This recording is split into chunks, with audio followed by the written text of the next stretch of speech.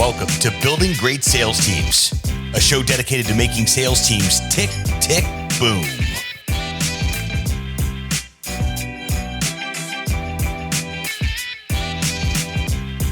Great sales teams are not recruited, they are built, block by block.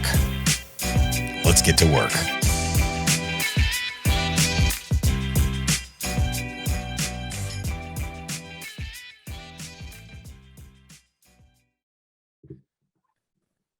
All right, guys, I'm excited about this one. I've got Brent Attaway. He's a family man. He's been married 21 years. He's got 2 teenage boys. He's a speaker, author, and expert in business marketing and growth. He's partnered with big name marketers like Frank Kern. And just last year, he sold his solar sales company, and now he specializes in FU money. And what is FU money? We're going to get into that. But the first thing I want to do, you've got 2 congratulations going on right now. So the first one is happy anniversary. It was your anniversary yesterday or today? It's today. Yeah. Oh, that's fantastic. So 21 years, man. How old are you? I'm 42. So 42? We got married when we were 21, and yes, here we are. That's freaking amazing, man. 21 years. So what did you learn in that 21 years? Wow, nothing. I learned that I know nothing. That's what I thought. Expert in marketing. Yeah. Know nothing about marriage, but yeah. No, there's plenty to learn. But yeah, we'll have to get into that. But yeah, if you want to get into that now, let's do it. Yeah. What would you? Okay, so a lot of people that listen to this show are just getting into their business, just now getting into the sales side, hiring salespeople, all that good stuff. And they typically tend to be in the early years of their marriage. So one piece of advice you would give them. Oh, wow. Okay. The least amount of rules possible. Okay. That's fair. And keep it simple. That means a lot. We could go into more depth of that, but less rules for your spouse. Now that doesn't mean she, in this case, I'm talking for me. Yeah, she won't have her rules, but it does mean that people say things like compromise, you're basically going towards their side because you got to just say, I don't agree, but we'll just go with it. That's cool. And that's great. And that is what I'm saying. But it's also understanding you don't need rules in order to love somebody and to serve and help them. And frankly, you don't have to be feeling love in order to show love. Like sometimes you can be completely pissed and you're like, you know what, let's just do this. Much like 75 hard, which I know we're going to talk, just mention a little bit, but like you have to just say, I don't care. There is no compromise here. There's just doing it. And that's what I mean by less rules. It's like, don't make up more shit along the way and you won't have problems. But I think gradually you do make up shit along the way. And so you have to backtrack. Absolutely. I think it's keeping the end goal in mind, and that's the focus. And as long as you're focused on that, which is, in y'all's case, raising 2 beautiful boys together and being partners for life, as long as you're focused on that, because we tend to get caught up in the little shit too much, I think is what you're saying. And I couldn't agree with that more. Ever since I became legacy focused and long-term focused, it made the day-to-day stuff seem less and less rules. As long as we're moving towards that ultimate goal, that's all that matters. So yeah, I feel you, brother. All right. So also the second congratulations, right? You just finished 75 hard yesterday. Yeah. It's probably something like maybe 0.01% of people in the world can say that they've done. It's such a tough challenge. What did you learn about yourself in that process? Oh, I'm a little bitch. Just like same right here. Just so many dumb excuses, but it was awesome. So I read the beginning. I happened to finish the Miracle Morning book yesterday as part of the books I was reading as a challenge. Okay. And I started today reading Napoleon Hill's Outwitting the Devil. I don't know. Okay. Yeah. Anyways, I've never read that. Have you read that? So it's, from what I understand, it's the bigger part of Think and Grow Rich is in there. So Think and Grow Rich is the more popular book, right? but Outwitting the Devil is like the Bible, and Think and Grow Rich is a chapter in there. I think it's the opposite. He has 3 books. So okay. Outwitting the Devil is like smaller. Okay. So Gotcha. I think there's What's another that bigger laws, one? laws of success of some There you sort go. or something Yeah. like that. Yeah. I have that one too. I haven't read that. So Okay. that'll have to be my next, but you're on the right track. So Yeah. the point is he said something. He said this, and this has to do with 75 hard. It has everything to do with it. He said, hopefully as you read this book, it's just the intro paragraph. As you read this book, I'm paraphrasing. As you read this book, you will get to know who the devil really is. And in doing so, you will understand who God is. I thought that was pretty damn cool. No, that makes a lot of sense. So in other words, you don't just start understanding all the forces inside of you that will always resist. And it reminds me, I mean, I'm a big fan of Turning Pro. That's another book. Those types of things help you understand resistance is never going away. Right. No matter how much money you have, no matter how much awesome your marriage is and how hard you work on it, or your business, or all your employees, or your team out knocking doors, it doesn't matter. It will always resist, and you mentally will always resist. And there's no getting easier. There's just getting better at doing those things. And that's it. I think when I was in my 20s and then early 30s, I thought it would get easier. I was hoping. I kept just like, come on. I didn't understand. I heard those concepts before. I didn't understand.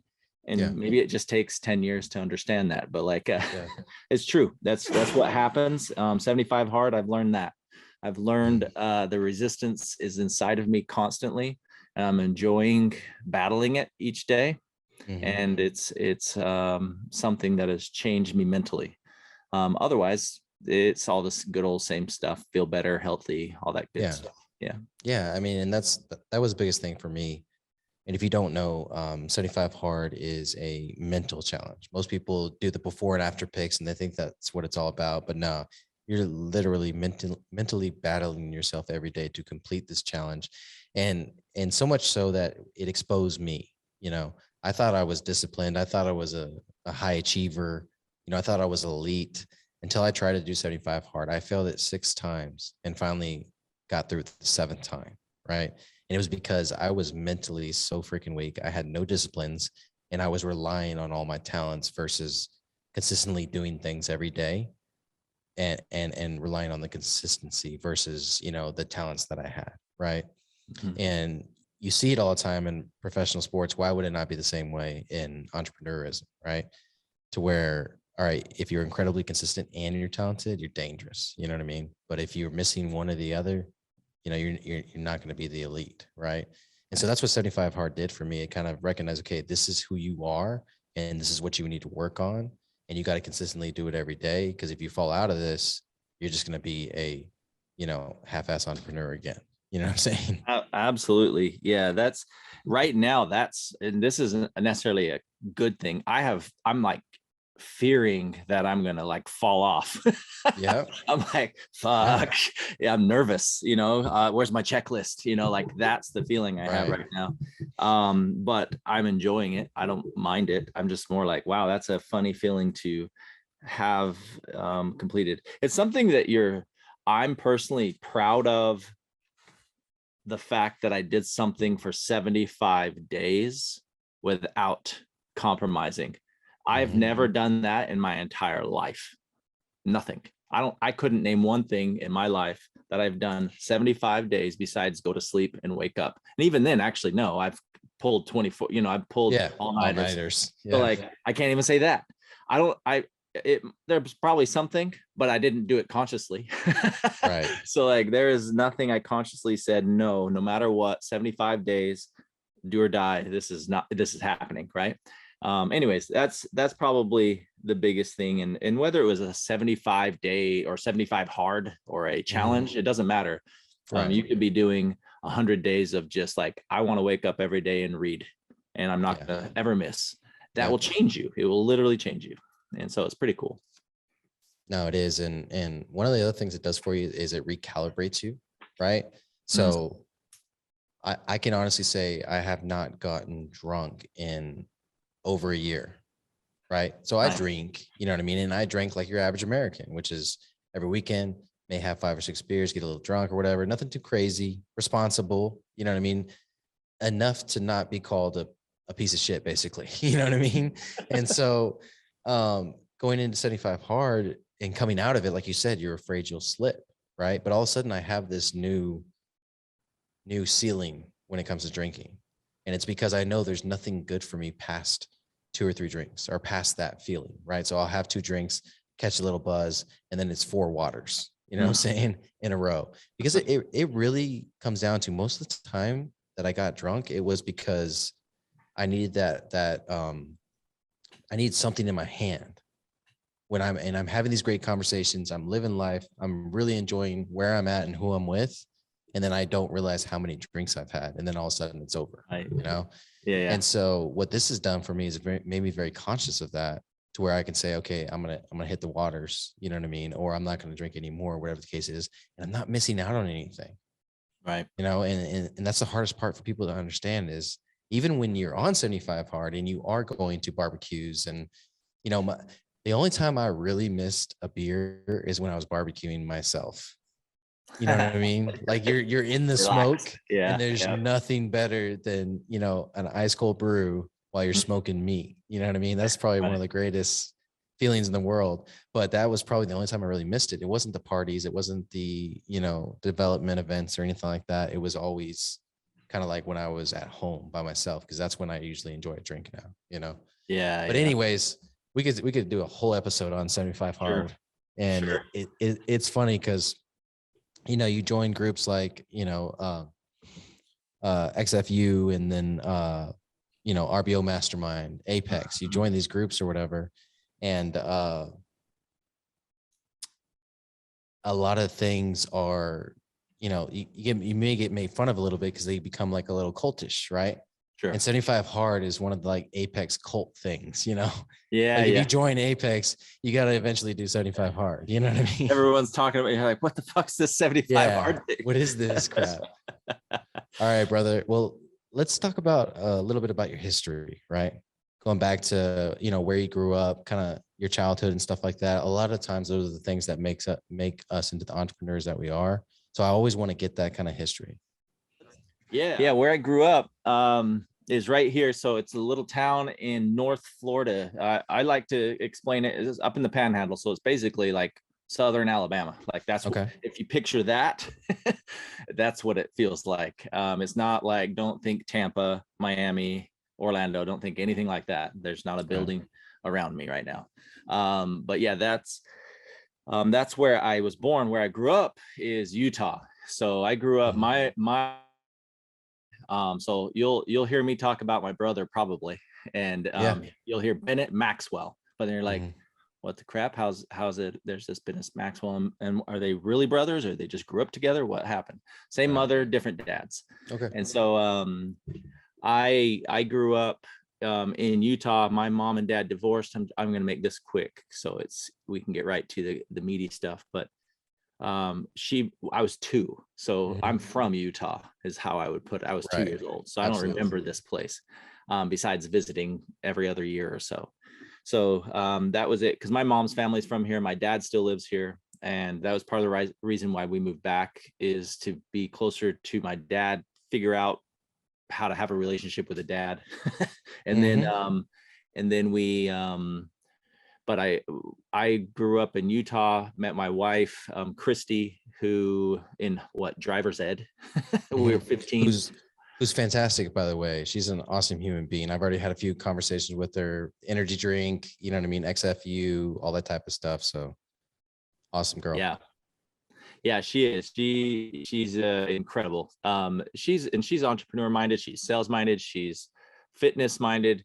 She's all the cool stuff you'd ever want in a girl. And of course the crazy part where you're just like, damn, slow down, you know? So like, but yeah, it's all the bag of mixed wonderfulness. Right. So that's her and I, we met. And then I grew up Mormon. So I know that's not new to a lot of people in sales and door to door. because there's so many door-to-door reps that come out of Utah, thanks to the recruiting out of there. Yeah. I think Vivint, they weren't even called Vivint at the time. I remember it was called something else before the Vivint. Yeah. I remember their building and so on. But yeah, that's where I grew up, man. I would say I've always been entrepreneur minded. I've never ever understood a job. I'm not that smart like Bennett. He's smart as the dude just calculates everything in his head. And that's one guy, like, big picture, Bennett, stop calculating now, and then he's really good at that. And then we were really good business partners that way, very good that way. Nice. And so the point is I'm not like that, but there was one thing that was simple for me. I was like, I can't scale myself doing that. I can't scale myself. Nothing wrong with the job. I just saw more that I didn't understand how to scale myself. Now, maybe it's because I'm not creative, but that's how I saw myself. So I've constantly been looking when I was a teenager, and then I'd work my hourly jobs. I'd do different things. And by the time I was 19, went on a mission, knocked doors. I always say I was selling Jesus. That's the hardest thing to sell. And then from there, came back and got married immediately. Christy and I, is like I was never gone. So it just worked out like that. It was easy. It doesn't always work out like that. No, it doesn't. And so that was simple. And then from there, about 3 years later, I went and asked the bank for some money to buy a franchise. Is a sign company, a printing company, like a Fast Signs. This one was called Signs by Tomorrow. It's a smaller one of the big ones at the time were Fast Signs, Signorama, and some other one. And then there's Signs by Tomorrow. Well, I was working there while going to college. So I was at BYU at the time and thought I was going to be in graphic design, which you and I have in common. I just learned by listening to your podcast. Awesome. So that's what I thought I was going to be in. And I actually really enjoy graphic design. And I dropped out in the middle of it because I thought, you know what, I'm just going to buy this company. And I bought it, got it going, and I just couldn't do both. I was going to college while like going over. I've been there. So that didn't work out very well. And so I dropped out of that bachelor's degree I was going after. I already had my associate's degree, to give you an idea.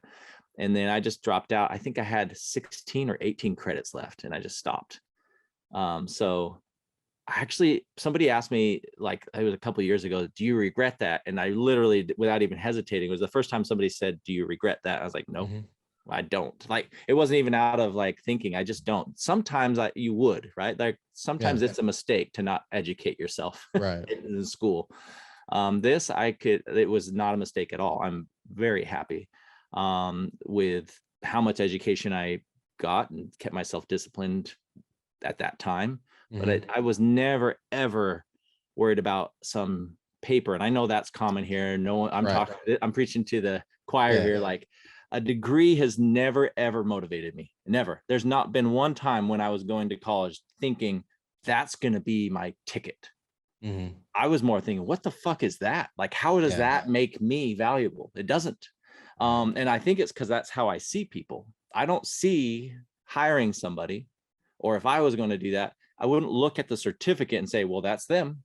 That's just not how the world operates. And so that's how I started. That's how I got into it. I can go into that all day, but I love business. I love systems. I love operations. I love marketing. I like the design part of it. I like the whole thing. I like the startup aspect. I think there's a lot of people that do, but I love the startup aspect. I like launching 2 to 3 years in. I like trying to gradually exit out myself out of the picture, at least. I'm a starter too. Yeah. And there's starters and there's finishers. And I'm a starter. Yep. And I can force myself to be a finisher, but I'm less happy. All right. I'm just less, I'm less happy that way. We have to. Yeah. And then that's it. So from there, it's just been several different business ventures, but yeah, dude, that's it. We have 2 teenage boys and we're just rocking life here out in the country. We live in Florida. So came back, that was 1 year ago. We've been here exactly 1 year in August. So just under a year. And, awesome. And we live on 20 acres out here and just in the middle of the country. Nice. So So when I had your brother on the podcast, one of the things I wanted to point out, and I want to do the same thing with you and kind of get your feedback on this. It is very difficult to sell a sales organization, right? Forget about solar, forget about AT&T security, whatever you sell. At the end of the day, you guys were a sales organization, right? You're subbing the installs out, you know what I mean? And so the install piece is a little easier to sell because it has maybe some assets, some inventory, right? It has a client list, right? It's on a one-time revenue stream. You know what I mean? Right. And so sales organizations have a tough time being sold or given a value, right? It's typically 1x, 2x multiple tops, right? So how did you guys pull off being a sales-centric organization like that and then being attractive to a buyer? I mean, it was luck at the same time. I mean, hard work, luck. What is that? How's that saying go? Hard work with a little bit of luck. There's the opportunity. That's the formula for opportunity, right? Right. So certainly we were working hard at building our systems. That's part of the solution later. But what attracted the buyer, without getting into the details of that, because Bennett does go, I remember Bennett went into the details of that because I listened to that podcast when you guys did it. Yeah. They were like, hey, let's buy your company. But what that means is, hey, let's entertain the idea of buying the company. And then when you dig into the numbers and the processes and systems, that is when they either back out or lean in, right? And so what happened is they leaned in very quickly. It had nothing, like I'm talking instantly. It was just more like, oh yeah, we need that. Yeah, we need that. We don't have that. That was the conversation. So, and it wasn't the revenue. The revenue was the assumptive. We want that for sure. That was the attractive. We need your revenue to make our stock more valuable and to make everyone happier, right? But after they saw that, they're like, oh, okay, you guys have systems and people and processes in place. So now let's talk further and let's get going. And then that gave us leverage to also actually get a decent exit out of it instead of being like, well, what can you offer us? You know, like, right. Exactly. And so that's it. I would say it's always going to be systems. I learned a long time ago, and I still believe it today. And I would argue all day long, there's two things that you should be in charge of, and that will grow any business. And where your personal value is, it's going to be systems and marketing. Is those two things.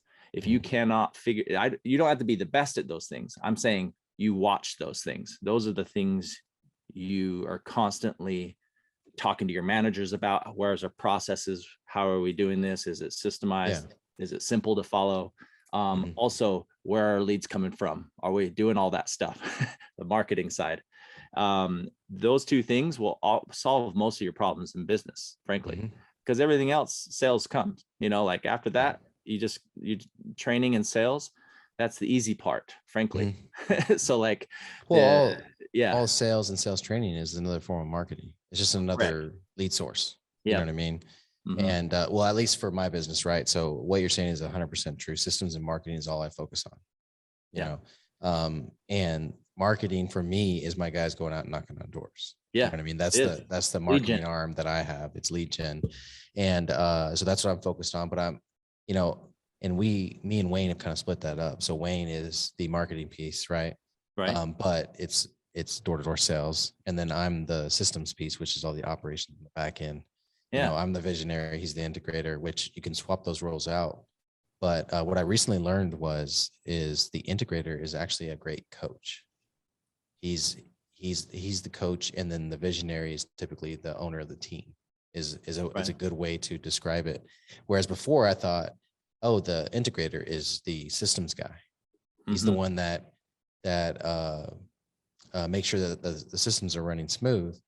And then the visionary is the one with the big ideas, you know, which is not necessarily true. The visionary can be the one that connects all the systems together. You know what I mean? He doesn't know how they connect together. Hire somebody to do that. You know what I'm saying? It's very much what I do, you know? And I don't know how they're going to connect together, but I figure it out. Like, that's why we hired you guys. You know what I mean? And so, but I have the vision from, okay, this is the customer experience. This is the sales rep experience. You know, this is how we create a brand. you know, and then connecting all those things together. So the way I look at it, the way I sold your sales organization is, yes, you were good at sales, obviously, right? But the operations piece is what makes it valuable, right? Like you said, the gross numbers are great and everything, but what they really found attractive was the operations piece that they hadn't put together yet on their end, and they could insert it into their company and make more, and probably grab some, what do they call it? That low hanging fruit.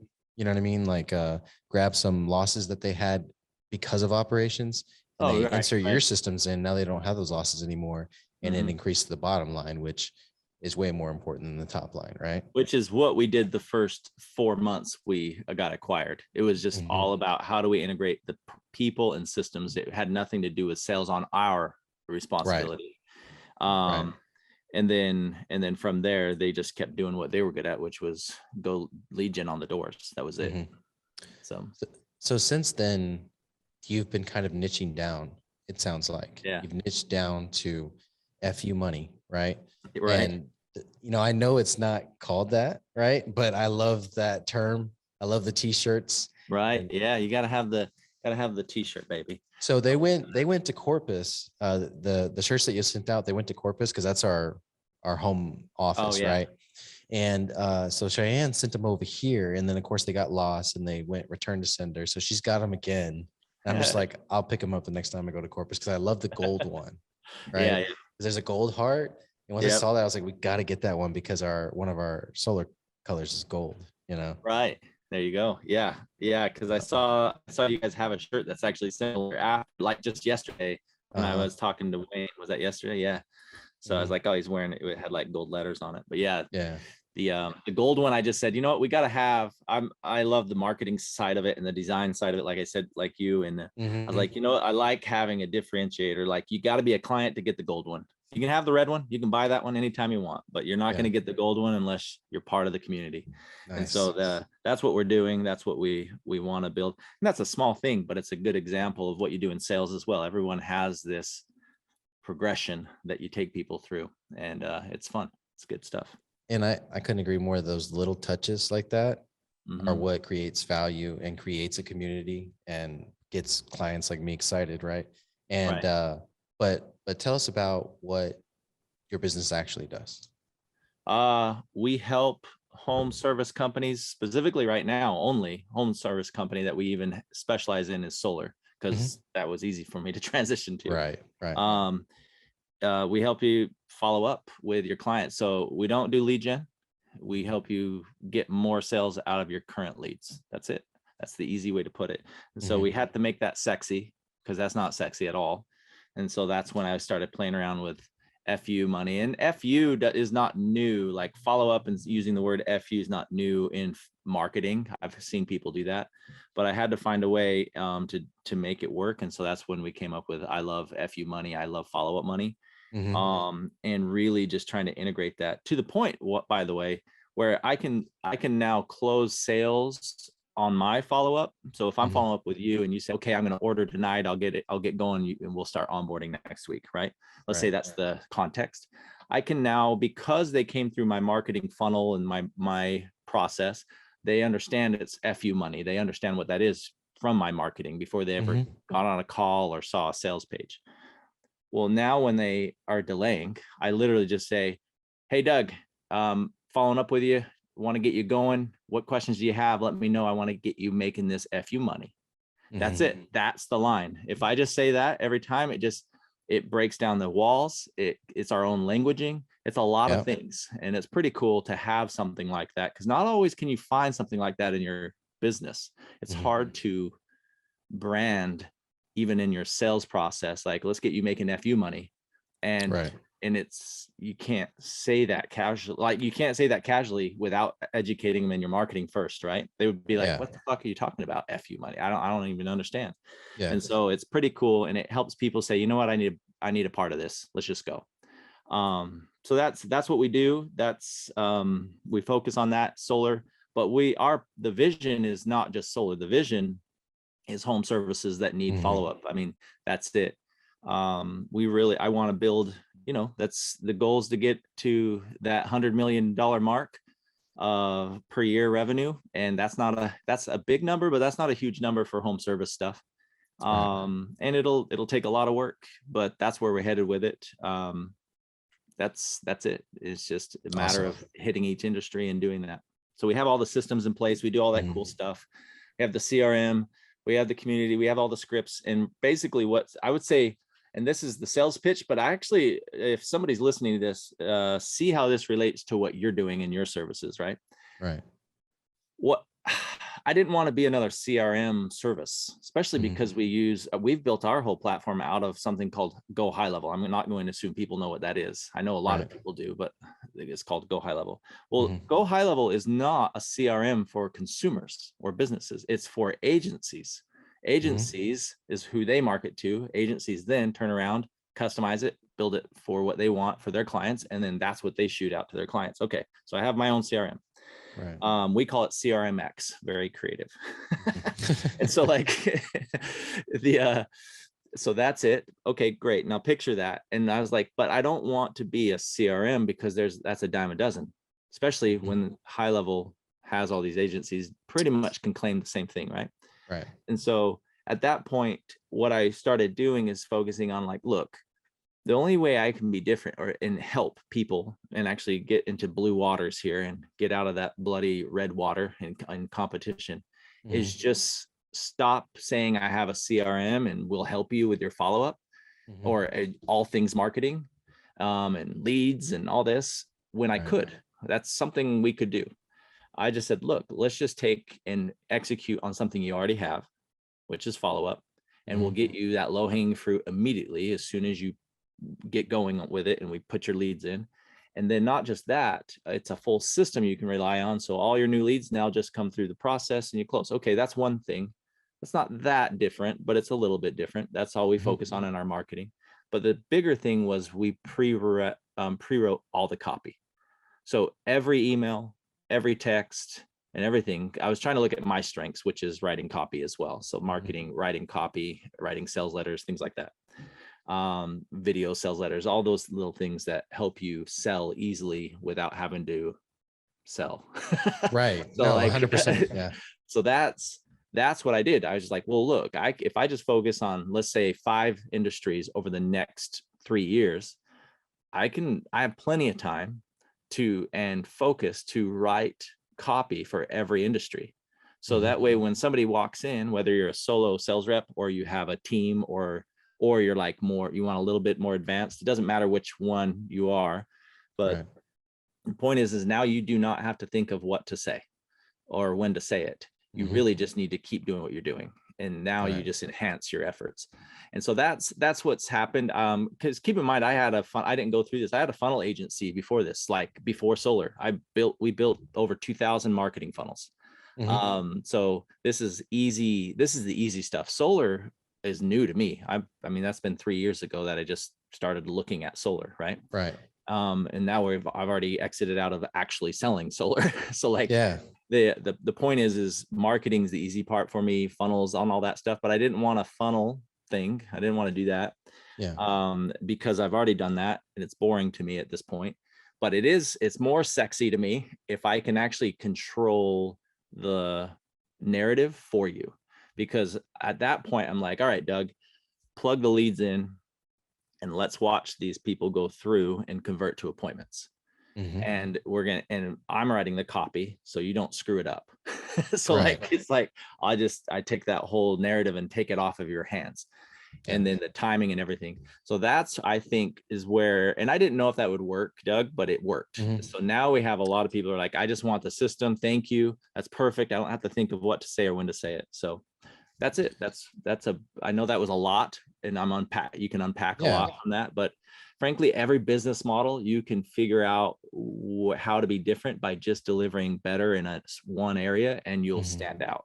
So, well, no, and I agree 100% on that. It's you're niching down to that follow-up, and what I love is that you're doubling down on that strength, which is writing copy, which when you walk through your presentation at SolarCon, it made a lot of sense to me.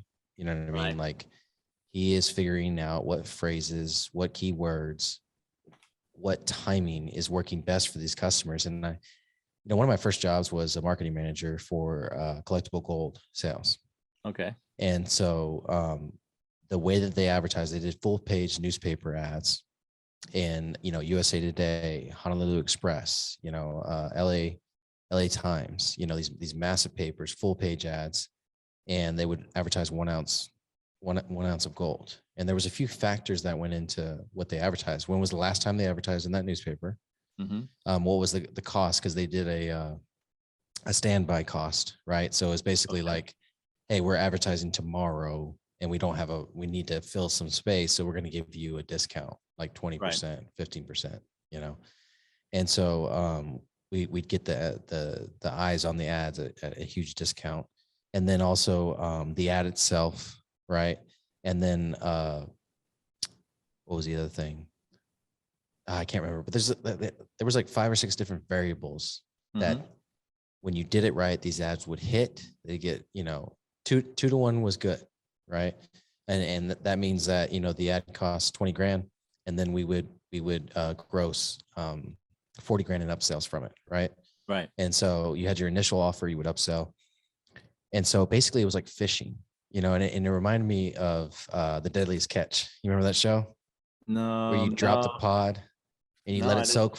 Okay, yeah. So they would drop these pods, these fishing pods, and they let them soak. And obviously, the longer you let them soak, the more crabs they would have in them. But also the area you put it in, the time of the year, and all that stuff, right? Right. So it was kind of that same thing. And so I started just grabbing as much data as I could from the history of the company, and I just went crazy on the data. You know what I'm saying? And I twisted it different ways, crossed things over, and kind of figured out, okay, this is the ideal situation, the time of the year, the moon, like I did all kinds of stuff. The sports events that were going on, the political climate in the US. And so up until that point, the best they had done is 3.5 to 1. And I had several advertisements about 6 months later doing 9 to 1, 10 to 1, 11 to 1.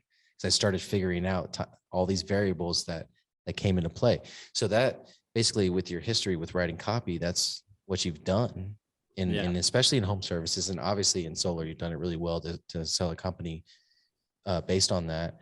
And then, okay, so another thing stuck with me about your presentation at SolarCon too, and of course, I made a mental note. I got to get this guy on the podcast. You know what I mean? And then we're here like 3 months later, finally getting you on the podcast.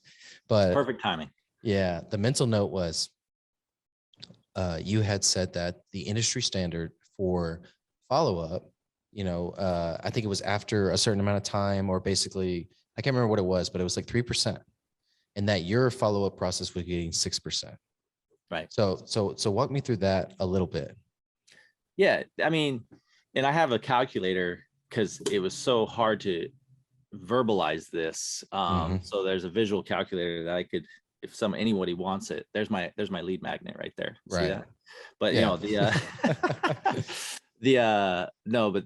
the calculator, what I did was, all right, let's plug in some numbers. Let's figure this out. And this is just marketing 101 anyways. This isn't anything new, but let's relate it to solar so everyone can have something specific.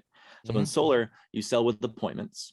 Right. And so therefore your KPIs that you're really measuring and looking for are how many appointments can you book and get to show up? And then that is what you can control. Not even the show up, actually. What you can control is how many conversations you have.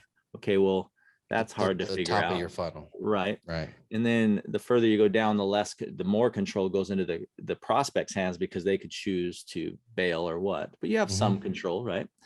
And then after that, you have control. If you sit, you control your skill set stuff to close the deal. Okay, cool.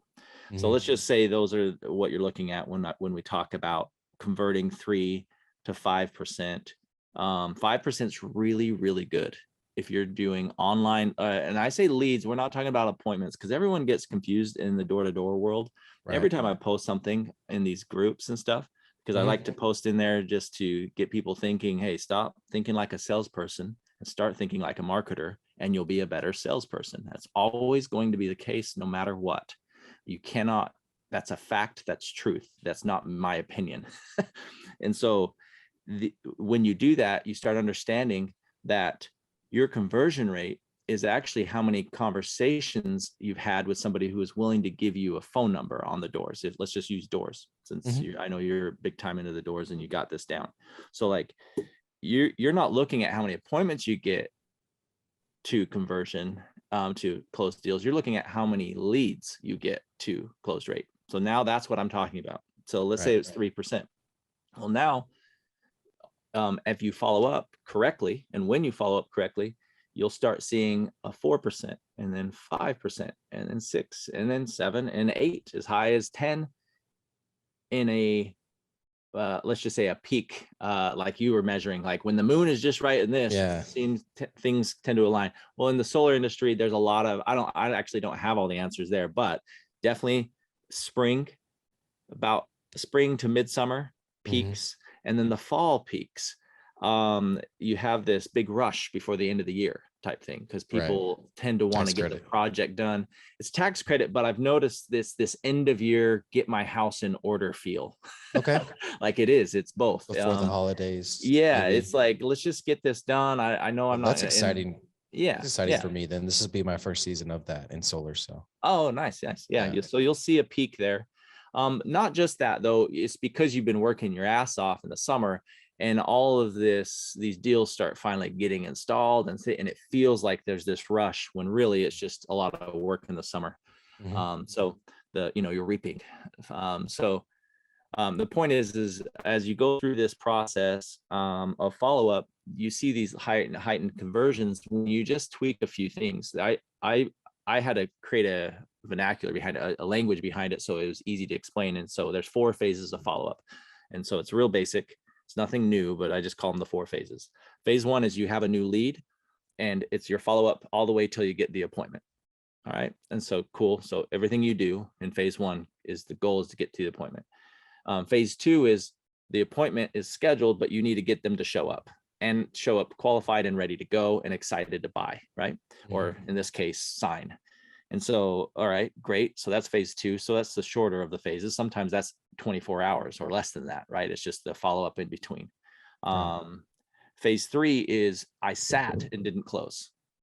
So it's not a hard no. It's just a soft no, whatever objection you got, whatever it was, soft no.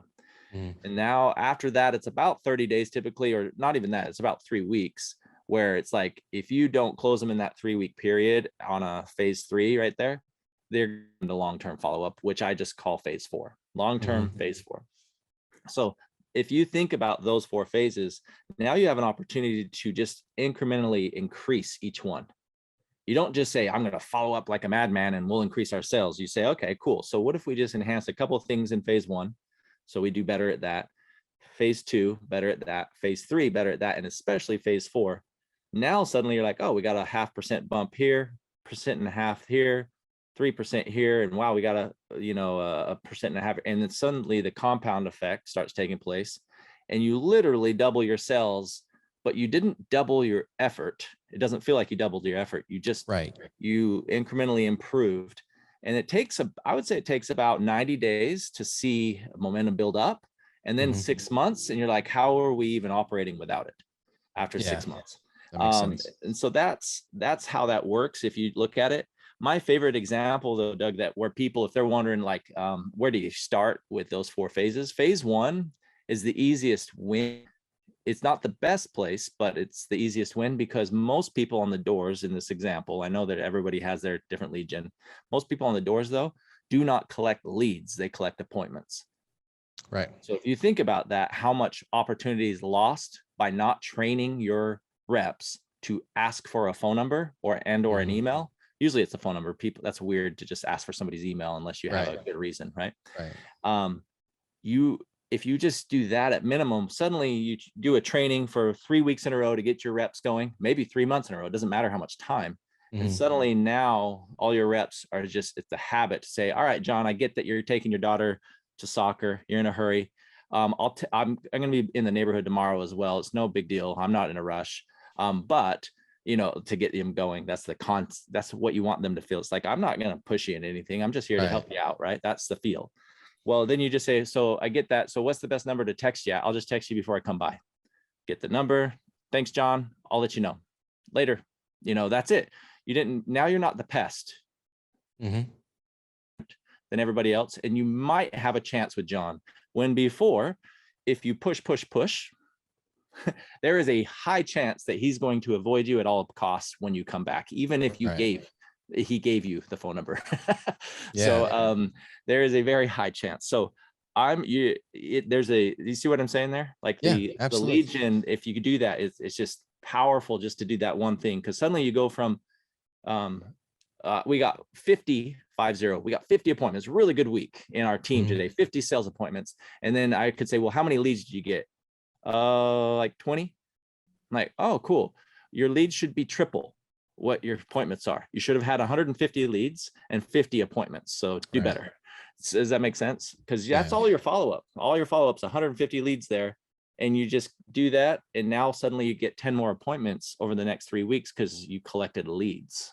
So anyways, that's it. At a minimum, when you set your appointments, it should be name, phone, and email, and then the appointment information, right? And so that's something we did initially. And then I went to SolarCon, heard you talk about grabbing the lead, even if there's not an appointment. And so I pushed, and this is so funny. Like, it's like mom and dad, like mom says it over again, and then dad comes in and like everybody does it. Right.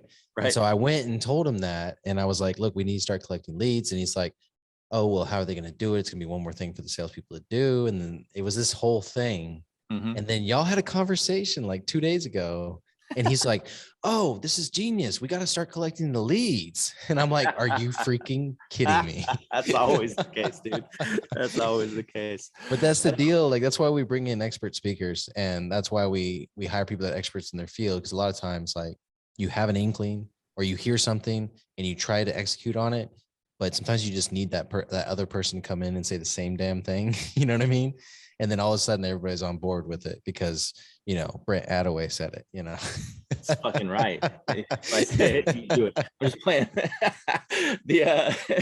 So one thing I want to recognize and talk about with your service, especially for sales orgs like mine, is, and we're getting a lot smarter, you know what I mean, as the years go on, and we're getting to be better marketers, but a lot of times we're not, right? We're very much old school, impulse, buy or die. And if I don't get you, I'm moving on to the next house. Right. And there's so much money made with that mentality. But from a company view, from a company standpoint, you're the owner of the company, you're wasting leads, just like you said. You know what I'm saying?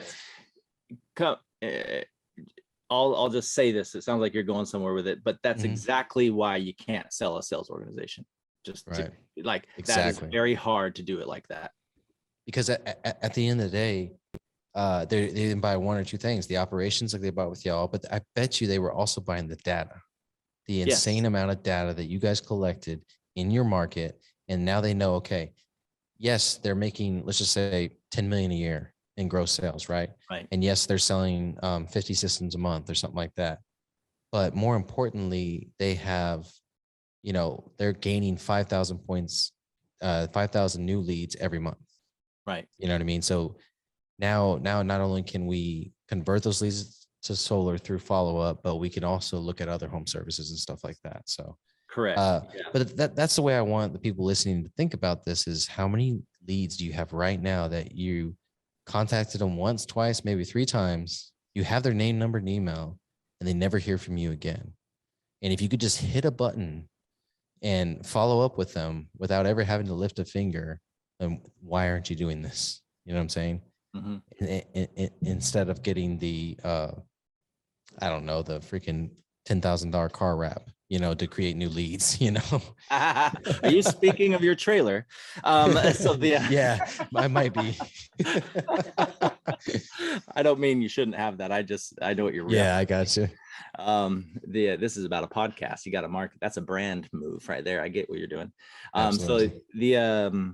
Well, yeah, I mean, there's several reasons. Here's what's interesting, right? And anyone listening, if this is actually enticing, you're like, oh man, okay, let's make it more solid though on actionable stuff.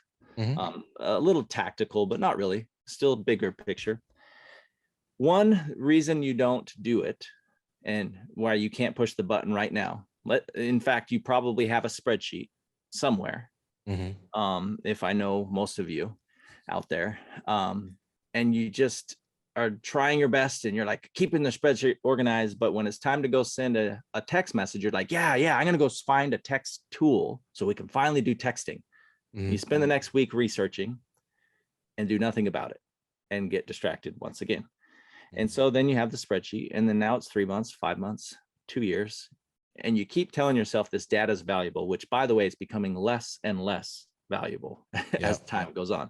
It's not just inevitably valuable for you, or excuse me, eternally valuable for you. It has a depreciation to it. So the point is this, that's first thing. You get your shit together and stick it in a CRM and stop messing around. That's the first thing.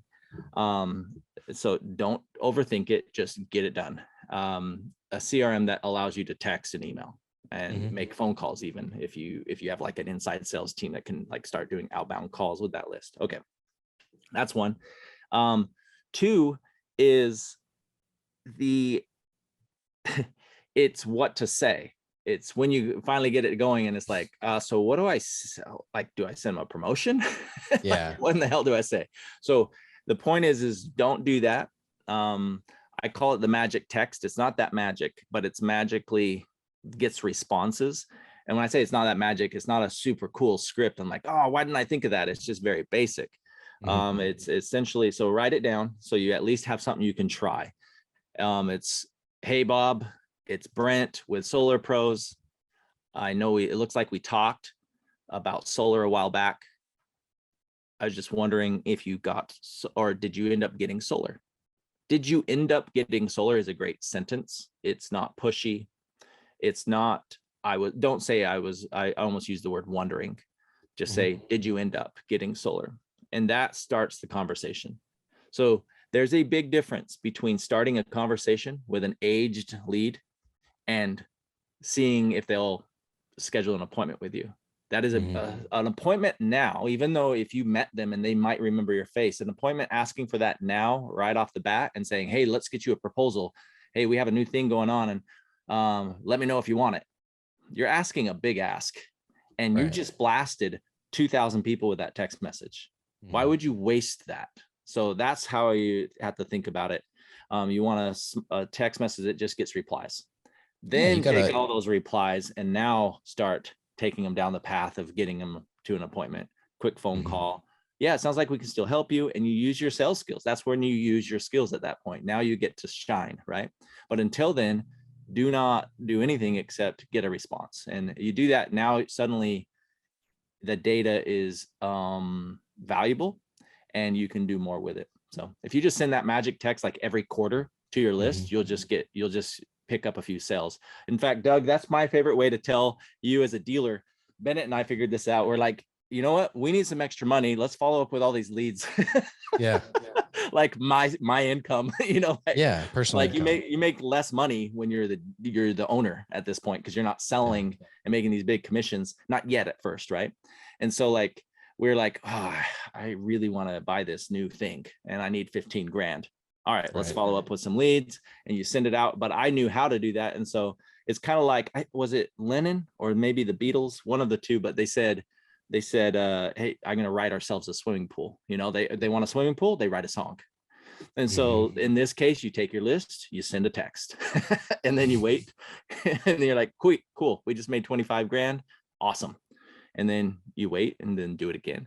But that's how you can add 100 grand to your personal income so you can build that swimming pool next year. You know what I mean? So anyways, I love it. And I love the way you wrapped it up. Now you can build a swimming pool. No, that's awesome, brother.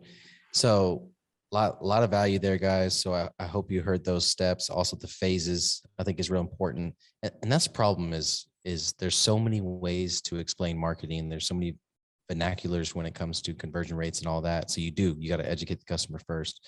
And then you can actually have a real conversation when you're all kind of on the same page. You know, Absolutely. Like it's like when you discuss gross profit, that means 17 things to 17 different people. You know what I mean? It's so hard to like get on the same page. It's like, okay, now we're on the same page. What are we really talking about here? Right. All right, brother. So one of the questions I always ask towards the end of the podcast is, because yes, we're sales centric, we're about building sales teams and all that stuff. But at the end of the day, if you don't have an end goal in mind, whether it be professionally or personally, and you can't communicate that to your team, they have nothing to aspire to work towards, and then also to set their own end goals, right? So what is your end goal when I say the word legacy? What does that look like for you? Legacy has a lot less to do with business to me at this point, at this stage of my life, has a lot more to do with those who I love, and I can leave something behind for them. And it's starting to become more, and I've always seen this, but somehow when you care and you have clients and you start creating raving fans, or like you want to serve, not just we gave what we promised and that is all. I got to go. And we got paid. Yeah. When you start doing that, you want to leave a legacy too, though, for people who you leave an impression. So a legacy to me is, I mean, if you wanted to use another word, what impression are you going to leave on people or be after you're gone? That's how I put it.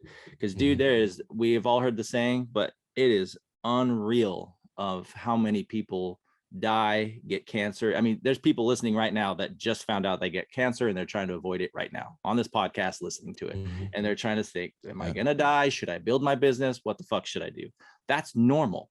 That is a normal thing. And for us to think, I think we get in this reality, or this fake reality, illusion. There we go. That's the better word. That, oh yeah, we die. That sucks. Like that is very easy to forget, because it's not that we think we're invincible. I think that's in our 20s. And if you're listening, you're 20, okay, fine. You're invincible. Go with that idea. And that's fine. That's fun. But what happens is eventually you start realizing you're not invincible. And I don't mean your health either, by the way. I just mean you start noticing life speed up, not just yours, but around you. You're starting to see people, oh, I have cancer, especially on social media now. I'm like, I have one of my good marketing friends, Ryan Chapman, just died last year. And that's where I learned a lot of my text message marketing. And we weren't best buddies, but we certainly knew each other. We talked, had a relationship, and suddenly he gets cancer, and a year later he dies. He has 7 kids, I think 7, maybe 8.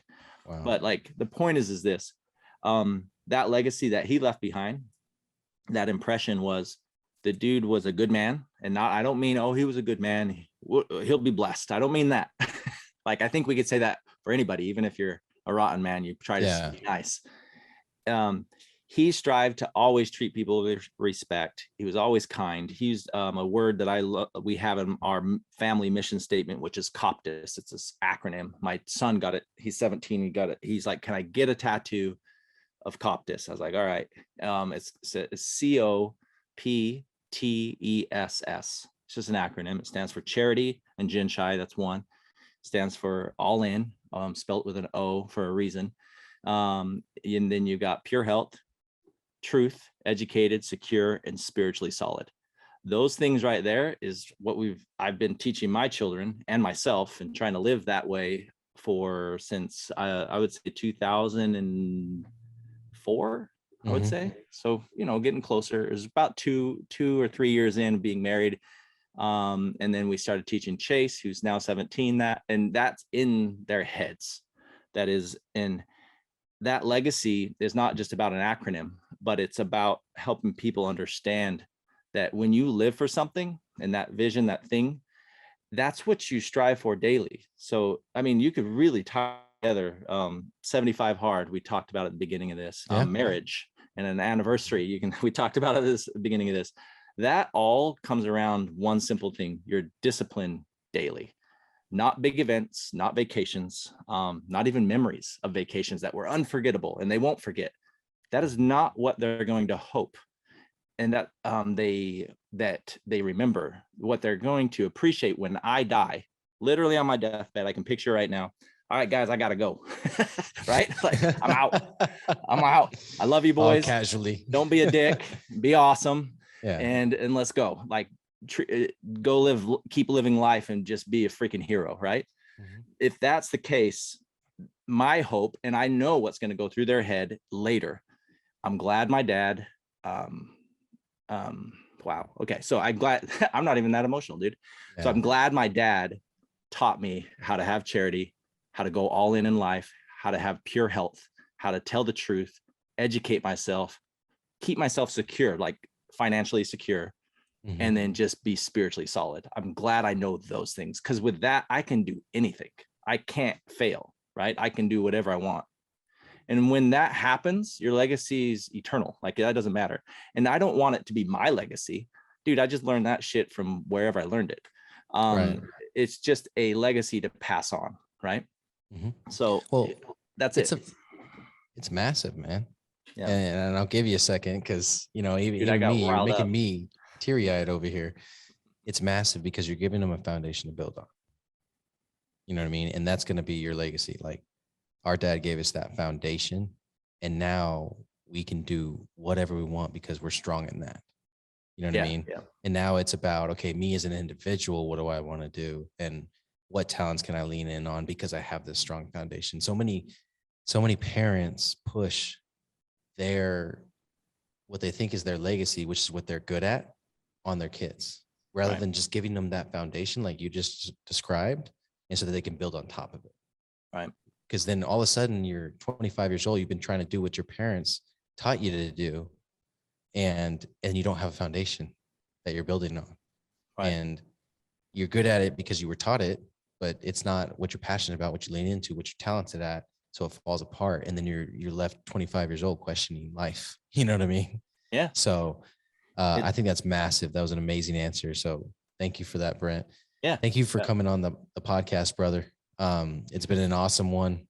And like so many before, it's like we get about 20 to 25 minutes of meat, you know what I mean? That they can actually go out and execute, which you did a fantastic job on. Thank you for that. And then the end, just killing them with the mindset stuff, you know? And that's what I love about what this show is turning into. So thank you for contributing to that. And if our listeners want to follow up with you and make FU money, how do they get a hold of you? It's real simple. Just go get the book. It's $5.95. So I wrote a book. I sat down and literally broke this down. That's where the 4 phases come from, because I needed to make it easy and digestible to where it's not overcomplicated. I would literally break down the whole thing. It's called Follow Up Fortunes. And if you go to followupfortunes, plural.com, then it's a book. It's a digital book. Download it instantly.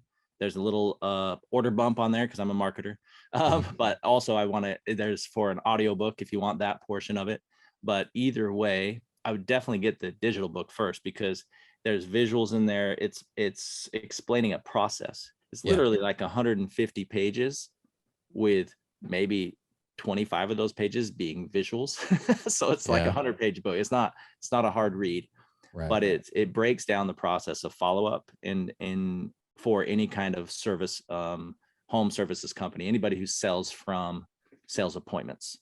And so that would be a great start. That gives you an idea of where to go. And it's very strategic at the beginning and super tactical. You go in, literally down to here's how you would create your videos, topics. Like here's an idea on how you can come up with your ideas. So that's where I would start. Go get the book, followupfortunes.com.